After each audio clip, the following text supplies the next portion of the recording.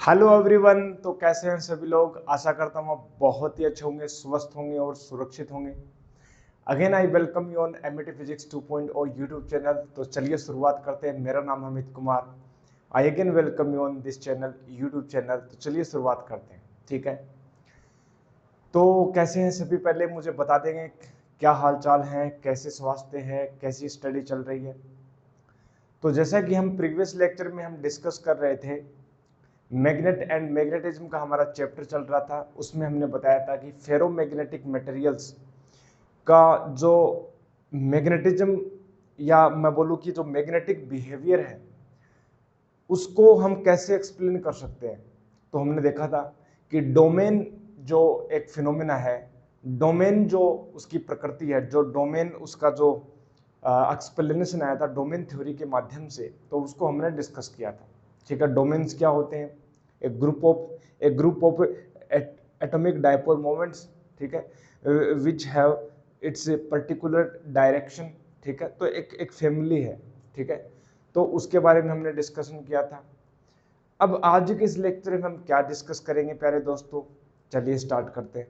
जैसा कि हमने आपको बताया था कि फेरोमैग्नेटिक मटेरियल्स जब किसी एक्सटर्नल मैग्नेटाइजिंग फील्ड में हम उनको रखते हैं तो उनका जो बिहेवियर होता है मैग्नेटाइज्ड होने का, या मैं बोलूं कि उनके अंदर जब इंड्यूस्ड मैग्नेटिज्म या मैं बोलूं कि मैग्नेटाइजेशन जब उनमें होता है तो वो एक लीनियरली फॉर्म में नहीं होता। उसके लिए हम एक ग्राफ खींचते हैं जिसको हिस्टेरेसिस कर्व बोलते हैं। हिंदी में इसको बोलते हैं शैथिल्य वक्र, ठीक है। तो उस ग्राफ को हम डिस्कस करेंगे आज, हिस्टेरेसिस कर्व, ठीक है, या हिस्टेरेसिस भी बोलते हैं। तो डिस्कस करते हैं चलिए जल्दी से कि होता क्या है कर्व, भाई बताता क्या है, ठीक है। तो हेडिंग डालेंगे पहले और फिर हम इसका डिस्कशन करेंगे शुरू से, ओके। चलिए स्टार्ट करते हैं। तो प्यारे दोस्तों हेडिंग ये डालेंगे, यस हिस्टेरेसिस।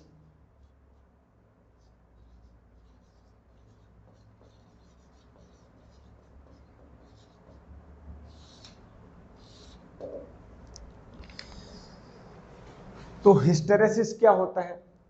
इसका जो ये ग्रीक वर्ड है, ग्रीक में यदि मैं इसकी बात करूं, इसका हिंदी अनुवाद में बोलूं, इसका मतलब होता है डिलेड, मतलब लेग ऑफ, या मैं बोलूं कि लेग करना, कोई चीज लेग करते जो मतलब पीछे रहती है, ठीक है, लेगिंग बिहाइंड। तो वो उसका मतलब होता है इस वर्ड का। लेकिन हम डिस्कस करते हैं वास्तव में होता क्या है, इसमें हम स्टडी क्या करते हैं। जैसा कि हमने बताया कि जब भी किसी फेरोमैग्नेटिक मटेरियल को एक्सटर्नल मैग्नेटाइजिंग फील्ड में आप रखोगे तो उसके अंदर मैग्नेटिक इंडक्शन आएगा, मैग्नेटाइजेशन का फिनोमेना होगा। तो उसमें जो मैग्नेटाइजेशन जो होता है या मैग्नेटिक इंडक्शन जो आता है वो लीनियरली नहीं वेरी करता।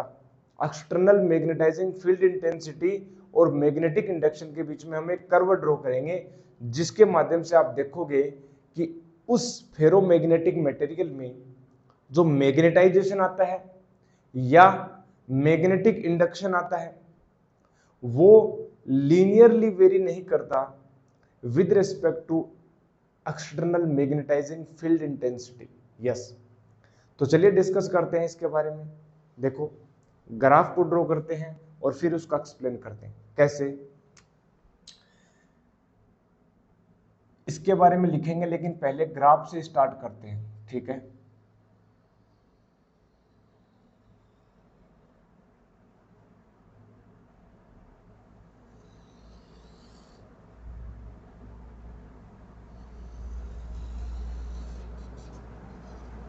हम जो ग्राफ बना रहे हैं प्यारे दोस्तों वो मैग्नेटिक इंडक्शन या बुक्स में कई बार मैग्नेटाइजेशन भी लिख देते हैं। बताएंगे कि दोनों एक ही बात यहाँ पर कैसे है। यहां पर इस सिचुएशन में देखो, ये अपने पास है magnetising field intensity, external magnetic field की जो इंटेंसिटी होती है वो H है, ये मैग्नेटिक इंडक्शन है। अब ये जो ग्राफ बन रहा है प्यारे दोस्तों, ये जो ग्राफ बन रहा है वो बन रहा है फेरोमैग्नेटिक मटेरियल्स के लिए, फेरोमैग्नेटिक मटेरियल के लिए। मैग्नेटाइजिंग फील्ड इंटेंसिटी या magnetic field, external magnetic field में हम किसी फेरोमैग्नेटिक मटेरियल को रखेंगे तो उसके अंदर मैग्नेटिक इंडक्शन कैसे कैसे डेवलप होगा, क्या ये लीनियरली वेरी करेगा, ठीक है, या ये किस फॉर्म में वेरी करेगा, वो हम देखना चाहते हैं, उसी को हम ड्रॉ करेंगे और उसमें एक फिनोमेना आएगा हिस्टेरेसिस, ठीक है, उसी से नाम पड़ा हिस्टेरेसिस। देखो कैसे, सबसे पहले हम जब एक अनमैग्नेटाइज्ड मैग्नेटिक फेरोमैग्नेटिक मटेरियल को जब रखें तो इनिशियली उसके अंदर कोई मैग्नेटिक इंडक्शन नहीं है, इनिशियली उसके अंदर कोई मैग्नेटाइजेशन नहीं है। तो हम ये बोल रहे हैं कि इनिशियली मान लो कि उसके ऊपर हमने कोई मैग्नेटाइजिंग फील्ड इंटेंसिटी अप्लाई नहीं की, या मैं इसको बोलूं एक्सटर्नल मैग्नेटिक फील्ड अप्लाई नहीं किया, तो इसमें मैग्नेटिक इंडक्शन भी नहीं आया। लेकिन जैसे जैसे हमने मैग्नेटाइजिंग फील्ड इंटेंसिटी को बढ़ाया तो हमने ये देखा कि मैग्नेटिक इंडक्शन धीरे धीरे बढ़ रहा है। तो धीरे धीरे हमने देखा ये बढ़ा, इस प्रकार से बढ़ा, लेकिन एक टाइम एक एच की एक पर्टिकुलर वैल्यू के ऊपर, जिसको हम बोल सकते हैं मैक्सिमम वैल्यू, वहां तक मैग्नेटिक इंडक्शन बढ़ा और उसके बाद में कांस्टेंट हो गया, यही रहा, यही कांस्टेंट हो गया। आप एच को बढ़ाते जाओ लेकिन इसकी वैल्यू फिक्स हो गई, इट अटेन्स इट्स मैक्सिमम, या मैं बोलूं कि कांस्टेंट वैल्यू मैग्नेटिक इंडक्शन, इस प्रकार से, ठीक है। तो एच को बढ़ाया, मैग्नेटिक इंडक्शन भी बढ़ा और ये इसकी मैक्सिमम वैल्यू आ गई। ये एरो हमने बता दिया, इस प्रकार से जा रहा है। क्या मतलब है इसका, इस ग्राफ का क्या मतलब हुआ? देखिए, जब भी हमने किसी फेरोमैग्नेटिक मटेरियल को रखा, जब भी किसी फेरोमैग्नेटिक मटेरियल को हमने रखा, मान लो ये फेरोमैग्नेटिक मटेरियल है प्यारे दोस्तों, यस, ये मान लेते हैं कि एग्जांपल के तौर पर ये फेरोमैग्नेटिक मटेरियल है, ओके। तो हमने ये फेरोमैग्नेटिक मटेरियल रखा एक्सटर्नल मैग्नेटिक फील्ड में, यहां पर मैंने कोई एक्सटर्नल मैग्नेटिक फील्ड बोल दिया, ठीक है, यानी बी नोट मैंने बोल दिया, और इस magnetic external magnetic field B nought के करस्पॉन्डिंग इसकी जो मैग्नेटाइजिंग फील्ड इंटेंसिटी है उसको हमने बोला H। तो इसी की जो मैग्नेटाइजिंग फील्ड इंटेंसिटी है वो H है, जिसको हमने Ni बोला था, याद हो तो आपको। अब जैसे ही फेरोमैग्नेटिक मटेरियल को एक्सटर्नल मैग्नेटिक फील्ड में रखोगे तो हमें पता है कि इस मटेरियल के अंदर जो मैग्नेटिक नेट मैग्नेटिक फील्ड होगा उसको हम बोलते हैं मैग्नेटिक इंडक्शन। और वो मैग्नेटिक इंडक्शन यदि आपको ध्यान हो तो हमने बताया था कि B nought vector plus B M vector आया था क्या, ये तो कांस्टेंट है, बी नोट वेक्टर तो कांस्टेंट है, और बी एम जो है, यदि आपको ध्यान हो तो बी एम कितना आया था प्यारे दोस्तों, म्यू नोट अपने पास, और एम आया था क्या, ठीक है। तो यहां पर तो ये डायरेक्टली प्रोपोर्शनल अपने पास आया था मैग्नेटाइजेशन के। और मैग्नेटाइजेशन क्या होता है, magnetic induced magnetic dipole moment per unit volume. तो ये एम आया था, और इसकी वैल्यू हम देखें तो इसकी जो वैल्यू आई थी ना प्यारे दोस्तों, वो अपने पास आई थी, यस, बी एम की जो वैल्यू आई थी वो मेरे पास आई थी mu nought N I M, ठीक है। आई एम क्या है, इंड्यूस्ड करंट है ये, ठीक है। तो ये डायरेक्टली प्रोपोर्शनल एम है, तो क्या यहां से मैं ये भी बोल सकता हूं क्या कि जो मैग्नेटिक इंडक्शन है वो डायरेक्टली प्रोपोर्शनल एम है? इसीलिए हमने बोला था कि या तो आप ग्राफ बी के लिए बना दो, एच के लिए बना दो, या बी की जगह यदि आप एम भी लिख दो, यानी मैग्नेटाइजेशन भी लिख दो, वो भी चलेगा, ठीक है। इंटेंसिटी ऑफ मैग्नेटाइजेशन, कई बार हम इसको आई से लिख देते हैं, हमने आपको बताया था कि हम आई का यूज नहीं करेंगे, हम यूज करें कैपिटल एम का। Intensity of magnetisation is capital M, ठीक है। तो ये हमारे पास ग्राफ था। हमने ये देखा कि जैसे जैसे मैग्नेटाइजिंग फील्ड इंटेंसिटी बढ़ाएंगे तो मैग्नेटिक इंडक्शन भी बढ़ा। मैग्नेटिक इंडक्शन बढ़ने का मतलब क्या है, इसके अंदर जो इंटेंसिटी ऑफ मैग्नेटाइजेशन है वो बढ़ रही है। मतलब मैग्नेटाइजेशन मतलब जितने भी जो डायपोल मोमेंट्स हैं, या हमने डायपोल मोमेंट को एक अच्छे वर्ड के रूप में यहाँ पर फेरोमैग्नेटिक मटेरियल के लिए हमने यूज किया था डोमेन। तो जितने भी डोमेन है वो डोमेन जो है वो एक्सटर्नल मैग्नेटिक फील्ड की डायरेक्शन में सारे के सारे अलाइन होने लग जाएंगे। पहले अलाइन नहीं थे, पहले रेंडमली ओरिएंटेड थे, लेकिन जैसे ही हमने एक्सटर्नल मैग्नेटाइजिंग फील्ड लगाया या फील्ड इंटेंसिटी लगाई, धीरे धीरे धीरे सारे जो डोमेन्स हैं वो इन पर्टिकुलर डायरेक्शन, कौन सी डायरेक्शन, एक्सटर्नल मैग्नेटाइजिंग फील्ड की डायरेक्शन, वो धीरे धीरे वो सारे के सारे अलाइन होने लग जाएंगे।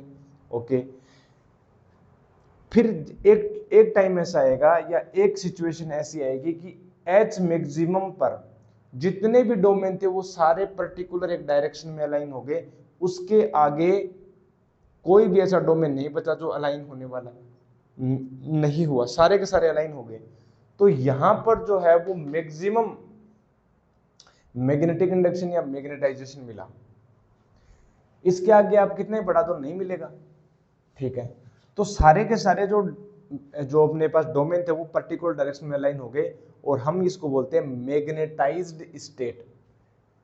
मतलब फेरोमैग्नेटिक मटेरियल मैग्नेटाइज्ड हो गया। ठीक है, यहां तक हमें पता चला। ओके, ये फर्स्ट ऑब्जर्वेशन हमने देखा। इस पॉइंट को हमने ग्राफ को बोल दिया ए है, इस पॉइंट को हमने ए बोल दिया। ठीक है, ओ है और ये ए। फिर हमने देखा कि ठीक है भाई, एक पर्टिकुलर डायरेक्शन यानी एच की जो डायरेक्शन या बी वेक्टर की डायरेक्शन हमने इस तरह राइट साइड में रखी, तो एच ए की वैल्यू मिल गई यहाँ पर मैक्सिमम वैल्यू। फिर हमने देखा कि एक काम करते हैं, अब इसको घटाते हैं, यानी एच को हम क्या करते हैं, घटाते हैं। ठीक है ना, डायरेक्शन सेम रखी, वैल्यू क्या करी, घटाते गए। इस एच की या बी नोट की वैल्यू जब जैसे जैसे हमने घटाया, तो ऑब्वियस बात है कि जो फेरोमैग्नेटिक मटेरियल में जो डोमेन है वो भी क्या होंगे, थोड़ा डिस्टर्ब होंगे। लेकिन हमने ये देखा कि जैसे जैसे हमने एच को घटाया ना, तो जो मैग्नेटाइजेशन या मैग्नेटिक इंडक्शन है वो सेम फॉर्मेट में नहीं घटा। उसी ग्राफ को उसने वापस से ट्रेस नहीं किया, रिट्रेस इसने नहीं किया वापस से, इसी पर नहीं आया। अपितु ये जो है जैसे जैसे हमने घटाकर जीरो किया, तो ये हमें ग्राफ मिला कुछ प्यारे दोस्तों ऐसे। यहां पर मतलब यहां पर देखो जरा, यहां पर आपने H को घटाकर जीरो कर दिया, लेकिन मैग्नेटिक इंडक्शन घटकर जीरो नहीं हुआ। अभी मैग्नेटिक इंडक्शन की कुछ वैल्यू है, ये वाली वैल्यू है कुछ ना कुछ। ठीक है, इसको हमने स्मॉल नाम दे देते हैं, यानी ओ ए, और इसको हमने बोल दिया बी। तो ओ बी जो वैल्यू है, ओ बी जो वैल्यू है वो मैग्नेटिक इंडक्शन है। जो बचा हुआ है H की वैल्यू हमने जीरो कर दी, लेकिन अभी भी जो मैग्नेटाइजेशन है या मैग्नेटिक इंडक्शन में बोलूं इस केस में, वो जीरो नहीं हुआ, बचा हुआ है। हम आगे जाकर वापस आ गए, लेकिन ये आगे जाकर वापस नहीं आया, जीरो पर नहीं आया। पहली बात तो इसने दूसरा पाथ ट्रेस किया, एक बात तो ये नोट करो। दूसरी बात, ये जीरो नहीं हुआ। अगर चलो रिट्रेस होकर भी अगर ये जीरो हो जाता तो हम कह देते चलो ठीक है जीरो हो गया, लेकिन ये तो पीछे ही है, अभी हम आगे चले गए, ये पीछे ही पड़ा है। इसी को बोलते हैं लेगिंग, लेगिंग बिहाइंड, या मैं बोलूं लेग कर रहा है। ठीक है, डिले कर रहा है, लेट कर रहा है। तो इसीलिए इस हिस्टेरिसिस नाम पड़ा इसको, इस लूप का, या मैं बोलूं इस फिनोमिना का। तो ये जो वैल्यू बची ना, after removal of external magnetising field intensity, magnetic induction doesn't become zero, but it has its some value, that is OB. This is called residual magnetism.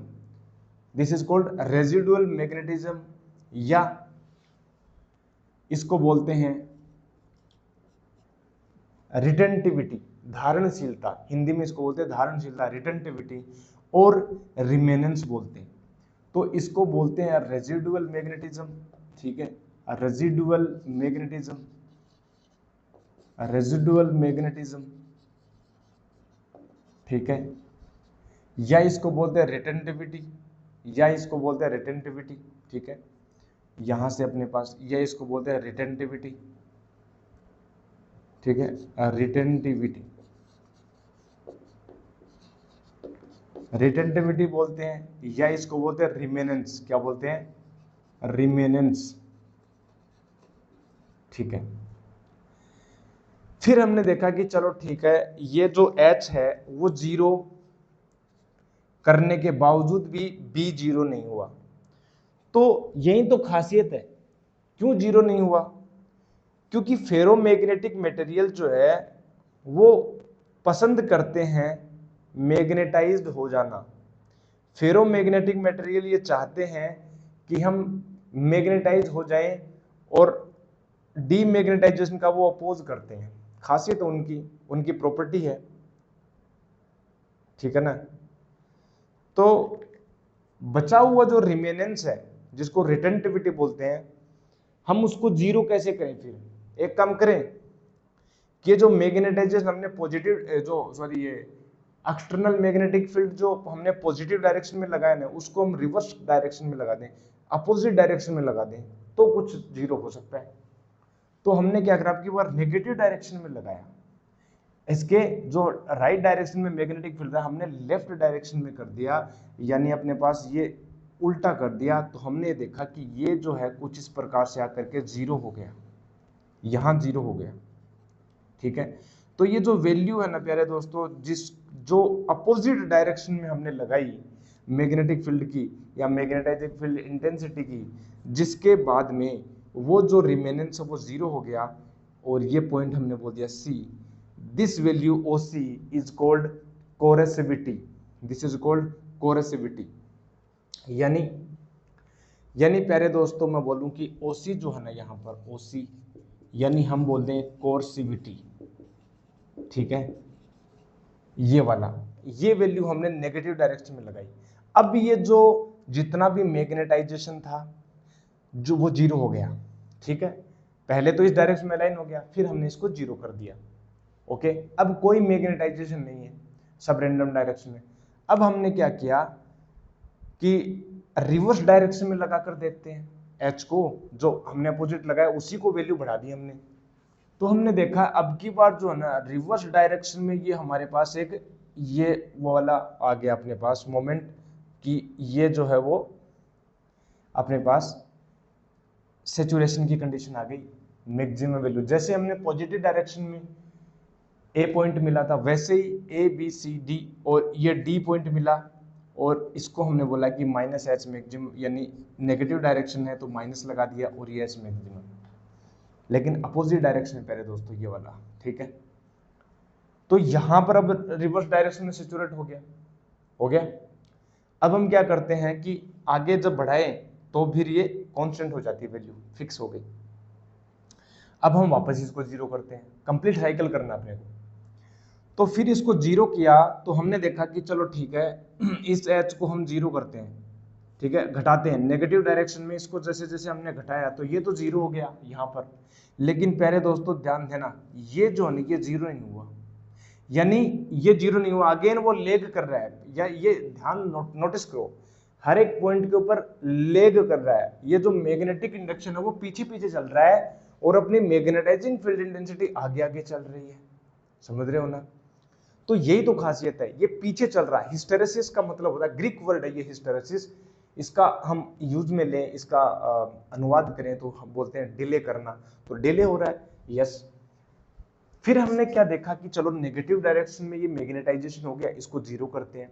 Zero करने के लिए हमने पॉजिटिव डायरेक्शन में H को लगाया, ठीक है।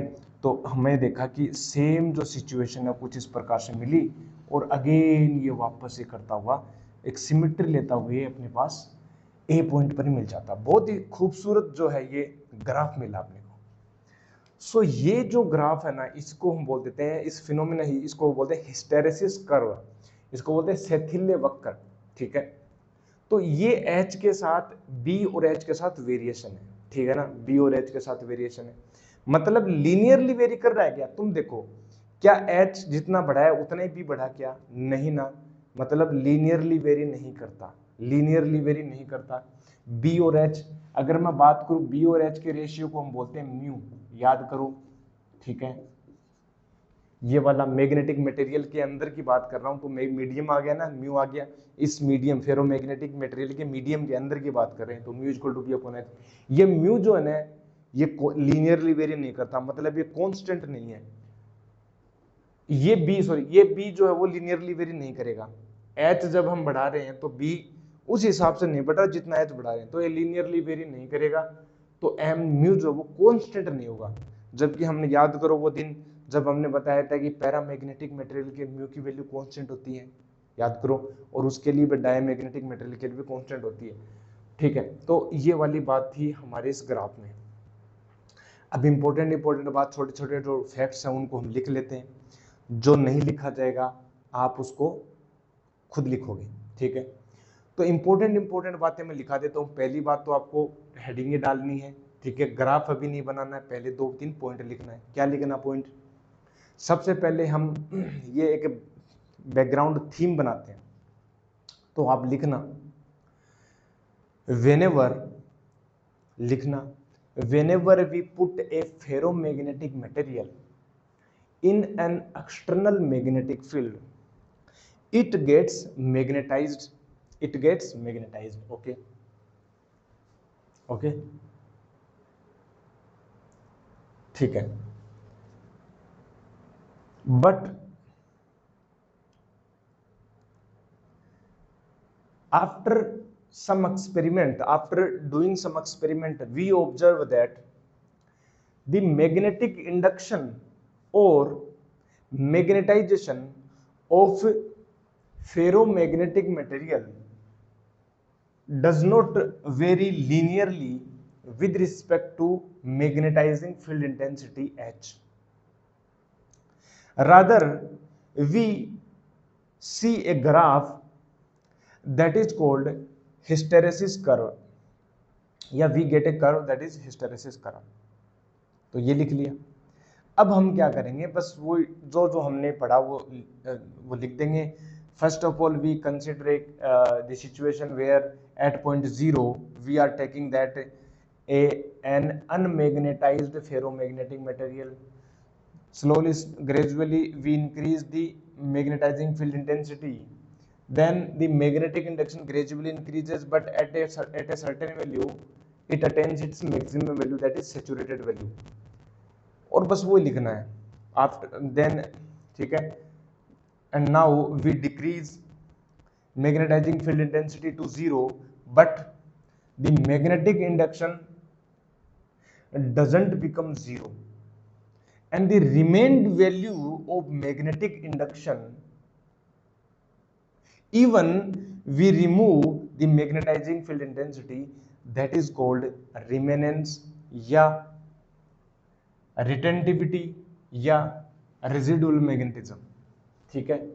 So to zero this retentivity we apply magnetizing field intensity in opposite direction या in negative direction, and the value at that value, that is OC, the residual magnetism becomes 0, that is called coercivity OC, ठीक है। and further we increase the magnetizing field intensity in opposite direction, and at a certain value, that is minus S maximum, again the ferromagnetic material attains its saturation situation in the negative direction। so यही लिखना आपको, point डाल कर आपको लिखना है। लेकिन एक पॉइंट ये भी लिखना है कि यस लीनियरली वेरी नहीं कर रहा, मतलब म्यू जो वो कांस्टेंट नहीं, ठीक है। इन सभी पॉइंट्स को आपको लिखना है प्यारे दोस्तों। मैंने जो जो बोला धीरे धीरे आपको लिखते रहना है, ठीक है। लिख लोगे ना? यस। तो इन्हीं को आपको लिखना है, ठीक है। अब देखो ये इतनी बात समझ में आ गई, ठीक है। अब हिस्टेरेसिस का ग्रीक वर्ड है, तो हिस्टेरेसिस मतलब क्या होता है, ठीक है।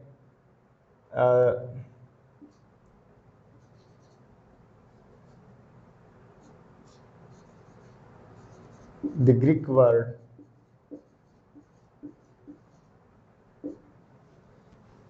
hysteresis means delayed, ठीक है। और यहां पर क्या है, इनकम्प्लीट साइकिल मैग्नेटिक इंडक्शन, ठीक है।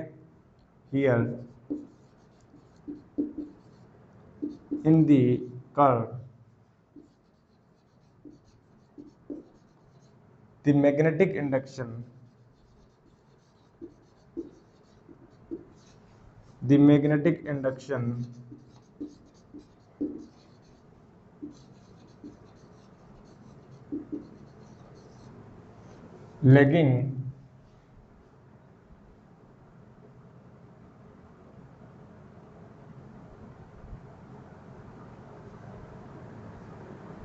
lagging of magnetizing field intensity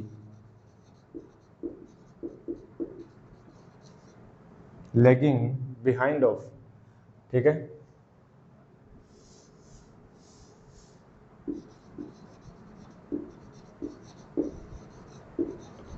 magnetising field intensity, behind of magnetizing field intensity,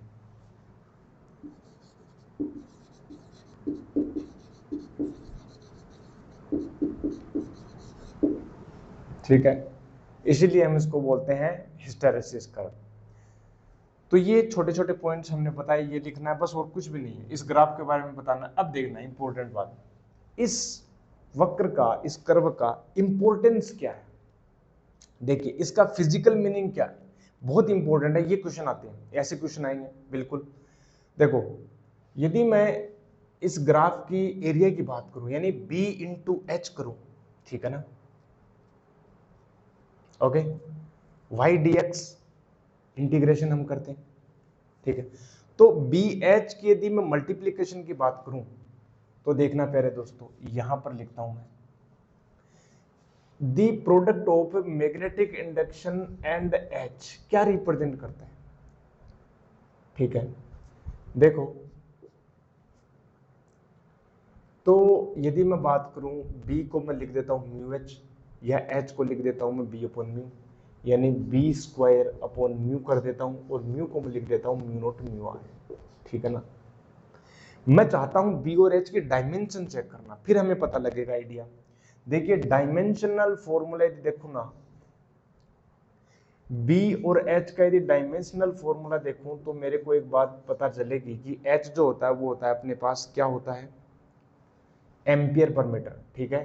तो h की तो वैल्यू b का तो हमें चेक करेंगे, ठीक है। एम्पियर पर मीटर यानी एम्पियर पर मीटर है, यानी L इनवर्स आ गया, ठीक है। अब मैग्नेटिक फील्ड की डायमेंशनल हम चेक करेंगे। तो मैग्नेटिक फील्ड की डायरेक्शन डायमेंशनल फॉर्मूला चेक करूं, तो देखो हमें पता है कि फोर्स जो होता है वो Q V B sine theta होता है। तो साइन थीटा को तो हम हटा देते हैं एक तरह से, तो एफ को हम लिख दें क्यू वी बी, ठीक है। तो बी की यदि मैं डायमेंशन चेक करना चाहूँ ना, डायमेंशनल फॉर्मूला यानी एफ अपॉन क्यू वी, ठीक है। और क्यू होता है अपने पास आई टी यानी एम्पियर और टाइम, और v जो है मीटर पर सेकंड अपने पास। तो ये हो गया एल टी माइनस वन। तो देखिए t से t कैंसिल आउट हो गया, और फोर्स की जो यूनिट डायमेंशन होती है अपने पास वो होती है m1 L1 t minus two, और यहाँ पर हो गया a इंटू एल, एल से एल कैंसिल आउट हो गया, यहाँ पर बनेगा मेरे पास m1, ठीक है, a माइनस वन और t माइनस टू। ये अपने पास डायमेंशन बने b की। अब b की यहाँ से मैं चेक करूँ, ठीक है। देखो तो बी एच की यदि मैं चेक करूँ ना, बी की अपने पास हो गई m1 a minus one T minus two, और यहाँ से हो गई a l माइनस वन। ए से कैंसिल हो जाएगी, अपने पास बचेगा m1, ठीक है, m1 l माइनस वन, और यहाँ पर बनेगा t माइनस टू, ओके। तो यदि मैं इसको एनर्जी की टर्म्स में लिखूं, तो एल क्यूब से मैं मल्टीप्लाई कर दूंगा और एल क्यूब से मैं डिवाइड कर दूंगा, तो मेरे पास क्या बनेगा प्यारे दोस्तों, ये बनेगा मेरे पास यस m1 l1 t-2 और अपोन में बनेगा l3। अब ये जो डायमेंशन है ये बन रही है एनर्जी पर यूनिट वॉल्यूम। क्या बन रही है? Energy per unit volume. तो इसकी जो डायमेंशनल जो मैं बात करूं तो ये बना है मेरे पास एनर्जी पर यूनिट वॉल्यूम।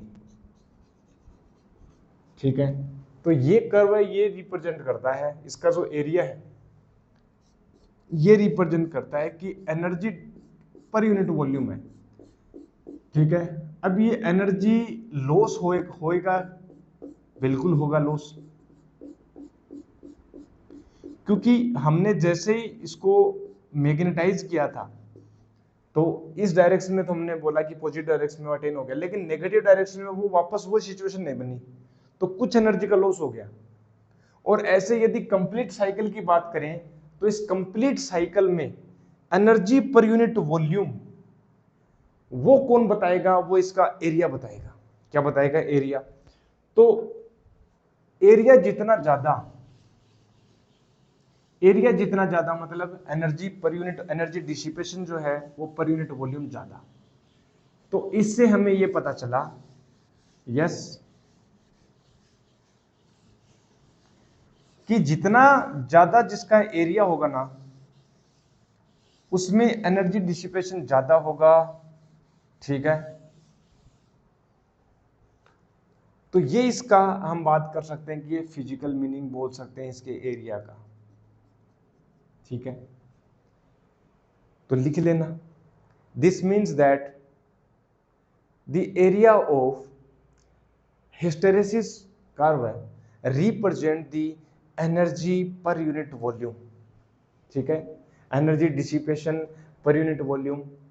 तो एरिया जितना ज्यादा मतलब एनर्जी डिसिपेशन भी ज्यादा, ये होता है। और इसी फैक्ट से हम ये चूज कर सकते हैं कि हमें एनर्जी लॉस किस में कम चाहिए।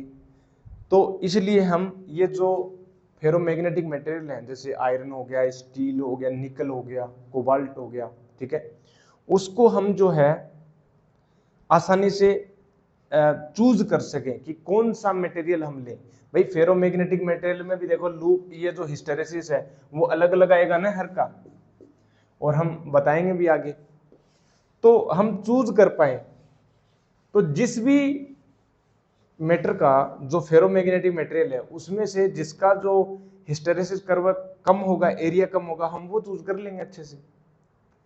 ठीक है ना, जैसे हम बात करें एग्जांपल, ये तो बात समझ में आ गया इसका इम्पोर्ट, ये जो प्रैक्टिकल यूजेस जो है, फिजिकल मीनिंग है वो तो लिख लेना इसमें। ठीक है, इसी में फिजिकल मीनिंग लगा कर लिख लेना B/H मल्टीप्लाई करके। ओके, तो ये हमने बताया। अब जैसे मान लो कि सोलिनॉइड है या मैं बोलूँ ट्रांसफॉर्मर है, उसमें जो कोर लगाते हैं हम, जो फेरोमैग्नेटिक मटेरियल है उसके अंदर रखते हैं, वो कौन सा रखें? हम वो रखेंगे जो एनर्जी जो डिसिपेशन है वो कम से कम करे। ठीक है, एक साइकिल में मैग्नेटिक फील्ड का जो वेरिएशन होगा तो हम वो चाहते हैं कि कम से कम जो अपने पास एनर्जी डिसिपेशन करे, तो हम कौन सा लें? तो उसी पर हम बात करते हैं। देखो टाइप्स ऑफ फेरोमैग्नेटिक मटेरियल लिख लेना, types of ferromagnetic material on the basis of the retentivity और कोरेसिविटी, और we can say the energy dissipation, we can classify the ferromagnetic material in two types. First of all, that is soft ferromagnetic material. कौन सा है? soft ferromagnetic material, soft ferromagnetic material, soft ferromagnetic material। अब ये हम क्यों लिख रहे हैं, इसके ऊपर आप लिख लेना टाइप्स ऑफ फेरोमैग्नेटिक मटेरियल। ठीक है, on the basis of retentivity, coercivity and area of BH curve, we can classify ferromagnetic materials into two categories, that is soft ferromagnetic materials and hard ferromagnetic materials। और उसमें first heading ये डाल देंगे soft ferromagnetic material.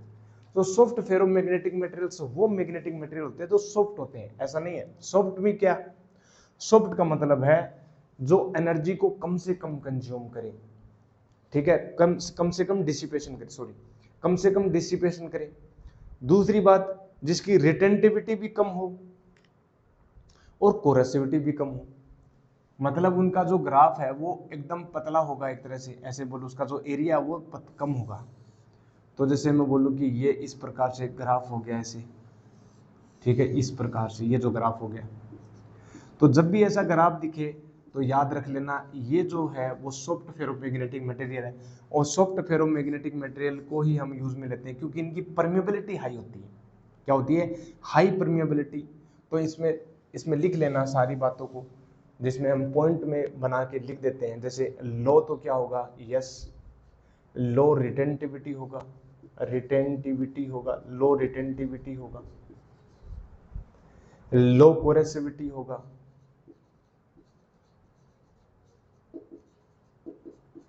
ठीक है, less BH area होगा, या मैं बोलूं कि लो एरिया ऑफ बीएच कर्व, ठीक है, ये वाला। और मैं बोलूं कि हाई परमेबिलिटी,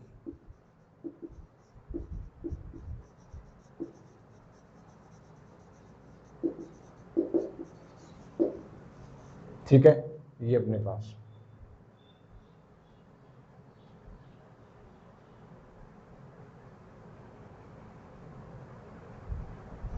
दूसरा, जैसे एग्जांपल में बात करूं इसके, जैसे सॉफ्ट आयरन है,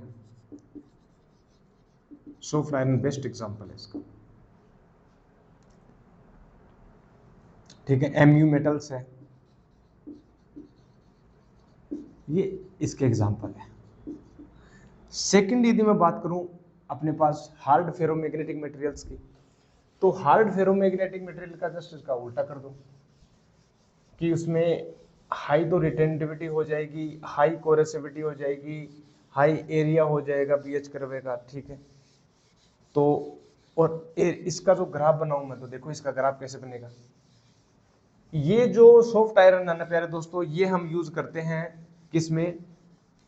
सोलिनॉइड की कोर में और ट्रांसफॉर्मर की कोर में, क्योंकि तुरंत ही डीमैग्नेटाइज होना चाहिए। ऐसा नहीं कि वो रिमेनेंस हो जाए उसका, हम ये नहीं चाहते कि वो खुद बने, हम बस सपोर्ट ले रहे हैं कि वो अच्छी परमेबिलिटी वाला होना चाहिए जिससे मैग्नेटिक फील्ड अच्छे से पास हो जाए, बस इतना ही यूज है इसका।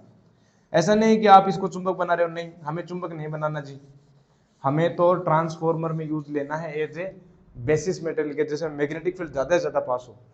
तो अच्छा यूज है इसका। यूजेज क्या है? यूजेज यदि मैं बात करूं, जैसे अपने पास यस सोलिनॉइड की, सोलिनॉइड कोर में और ट्रांसफॉर्मर की कोर में, ठीक है,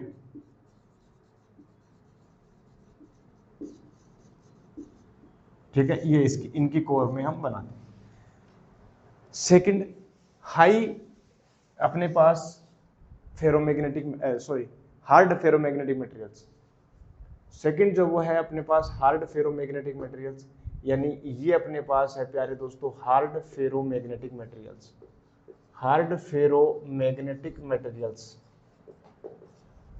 हार्ड फेरोमैग्नेटिक मटेरियल्स। यानी अब इसमें कौन सा है, जस्ट इसका अपोजिट कर देंगे, पॉइंट्स आप बस जिस इसका उल्टा करके लिख लेंगे, और यहां पर इसका जो ग्राफ बनाऊं मैं, तो कुछ इस प्रकार से ग्राफ बनेगा, ठीक है ना, ये वाला। अब इसका, इसमें यदि मैं बात करूं इसके यूजेस क्या हैं, अच्छा एग्जांपल में बता देता हूं। इसके एग्जांपल है मेरे हिसाब से, ये अपने पास एल निको है, यस एल निको इसका एग्जांपल है बेस्ट। अपने पास एल्यूमिनियम इसका बेस्ट एग्जांपल है। इसके यूजेस क्या हैं?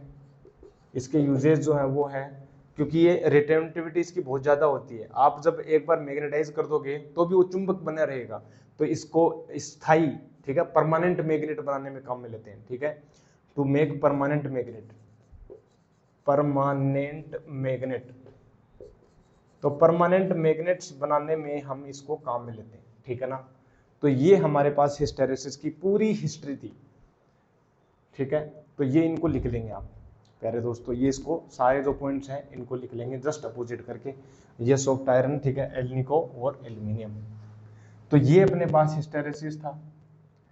फिर ये लगभग टॉपिक ये अपना चैप्टर हो गया कंप्लीट, ठीक है। अगर हम कराना चाहें कराएंगे तो देखेंगे ये जो अपने पास जो होता है वो इलेक्ट्रोमैग्नेट का टॉपिक बचा है और कुछ ग्राफ बचे हैं जो स्टील का और सॉफ्ट आयरन के बीच में इस तरह से इनकी कंपैरिजन है, वो देखते हैं क्या है। बाकी जो नेक्स्ट लेक्चर करेंगे उसमें हम सारा समेट लेंगे इस चैप्टर का बचा हुआ, और फिर ये चैप्टर हो जाएगा कंप्लीट। और फिर न्यूमेरिकल्स के ऊपर, प्रॉब्लम्स के ऊपर बढ़ेंगे। और जर्नी जो है ना, जर्नी यात्रा जो है प्यारे दोस्तों, वो ऐसे ही चलती रहेगी हमारी, ठीक है ना। हम पैरेलल में क्वांटम की प्लेलिस्ट डाल रहे हैं, तो आप उसको भी देखते रहिए, और हमारे पास ये चल रहा है, ठीक है ना। ओके, तो आज के लिए बस इतना ही रखते हैं। नेक्स्ट लेक्चर में हम बाकी का जो बचा हुआ सारा कवर कर लेंगे, देखते हैं क्या क्या बचा हुआ है। और उसमें हमारे पास एक तो जो ग्राफ बचेगा सॉफ्ट आयरन और अपने पास एल्यूमिनियम के कंपैरिजन का, फिर इलेक्ट्रोमैग्नेट जो है उसके बारे में बताएंगे, ठीक है। यस, ओके, ठीक है।